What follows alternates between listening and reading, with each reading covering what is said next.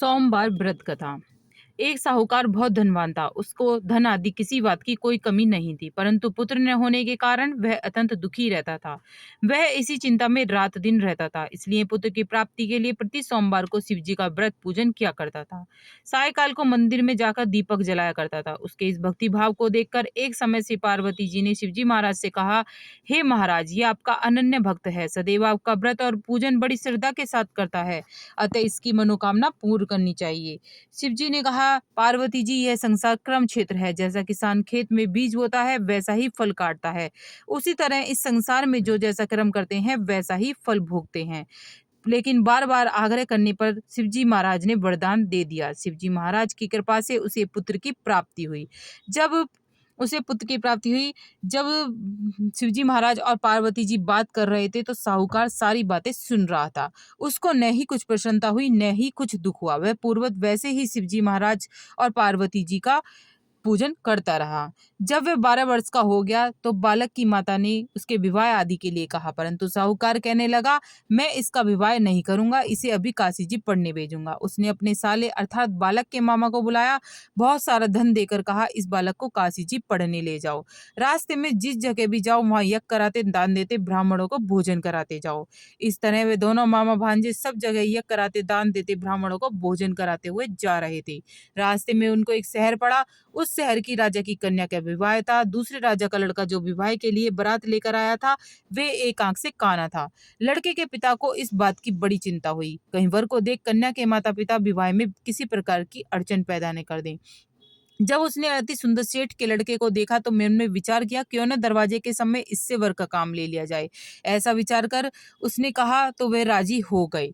उन्होंने साहूकार के इस लड़के को स्नान आदि करा, वर के कपड़े पहना, घोड़ी पर चढ़ा, दरवाजे पर ले गए। सारे कार्य अच्छी तरह से हो गए, लेकिन जिस समय लड़का जाने लगा उसने राजकुमारी के चुनरी के पल्ले पर लिख दिया, तेरा विवाह मेरे साथ हुआ है, परंतु जिस राजकुमार के साथ तुझे भेजेंगे वे एक आंख से काना है और मैं तो काशी जी पढ़ने जा रहा हूँ। जब उसने अपनी चुनरी पर ऐसा लिखा पाया तो राजकुमार के साथ जाने से इनकार कर दिया और कहा, ये मेरा पति नहीं है, मेरा विवाह इसके साथ नहीं हुआ है, वह तो काशी जी पढ़ने गया है। उसने अपनी कन्या को विदा नहीं किया। बारात वापिस चली गई। उधर सेठ का लड़का और उसके मामा काशी जी पहुंच गए। जब उन्होंने एक दिन यगरा चाह रखा था तो लड़के ने कहा, आज मामा जी, आज मेरी तबीयत कुछ ठीक नहीं है। मामा ने कहा, अंदर जाकर सो जाओ। लड़का अंदर जाकर सो गया। थोड़ी देर में ही उसके प्राण निकल गए। जब मामा ने अंदर आकर देखा तो मुर्दा पड़ा था। उसको बड़ा ही दुख हुआ। उसने सोचा, अभी से रोना पीटना मचा दूंगा, यह तो यज्ञ का कार्य अधूरा रह जाएगा। उसने जल्दी से यज्ञ का कार्य समाप्त कर ब्राह्मणों के घर जाने के पश्चात रोना पीटना आरंभ किया। श्योक वंश उस समय शिवजी महाराज और पार्वती जी उधर से जा रहे थे। जब उन्होंने जोर जोर से रोने पीटने की आवाज सुनी तो पार्वती जी आग्रह करके उसके पास ले गई और सुंदर लड़के को मरा देख कहने लगी, ये तो महाराज उसी सेठ का लड़का है जो आपके वरदान से पैदा हुआ था। शिव जी ने कहा, पार्वती जी, इसकी आयु इतनी ही थी सो भोग चुका। शिवजी महाराज ने कहा पार्वती जी ने कहा, शिवजी महाराज कृपा करके इस बालक को आयु दो, नहीं तो इसके माता पिता तड़प तड़प कर मर जाएंगे। बार बार आग्रह करने पर शिवजी महाराज ने वरदान दे दिया। शिवजी महाराज की कृपा से लड़का जीवित हो गया। शिव पार्वती कैलाश चले गए। उधर सेठ का लड़का और मामा उसी प्रकार यज्ञ कराते, दान देते, ब्राह्मणों को भोजन कराते हुए अपने घर की तरफ चल पड़े।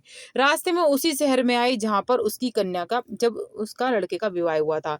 जब उन्होंने यज्ञ करना आरंभ किया तो लड़के के ससुर ने उन्हें पहचान लिया और अपने महल में लाकर बड़ी खातिर की, साथ ही बहुत सारा धन देकर दासियों सहित बड़े आदर सत्कार के साथ अपनी लड़की और दामाद को विदा किया। जब वह शहर के निकट आए तो उसके मामा ने कहा, पहले मैं तुम्हारे घर पर खबर कराता हूँ। उस समय उनके माता पिता घर की छत पर बैठे हुए थे। उन्होंने प्रण रखा था, यदि हमारा पुत्र सकुशल आया तो हम राजी खुशी नीचे आ जाएंगे, नहीं तो छत से गिरकर प्राण दे देंगे। इतने में समाचार दिया कि आपका पुत्र आ गया है, परंतु उन्हें विश्वास न हुआ। उन्होंने शपथ पूर्वक कहा, आपका पुत्र अपनी स्त्री बहुत सारा धन लेकर आया है। तो उस सेठ ने बड़े आनंद के साथ उनका स्वागत किया और बड़ी प्रसन्नता के साथ रहने लगे। जो कोई भी सोमवार का व्रत धारण करता है अथवा इस कथा को पढ़ता या सुनता है उसकी सारी मनोकामनाएं पूर्ण होती हैं। इससे लोक में नाना प्रकार के सुख भोग कर अंत में सदाशिव लोक की प्राप्ति होती है। बोल शिवजी महाराज की जय, बोल गणेश भगवान की जय, बोल शिव परिवार की जय। वीडियो उपयोगी लगे तो लाइक सब्सक्राइब जरूर करिएगा, जिससे आगे वीडियो मिलती रहे।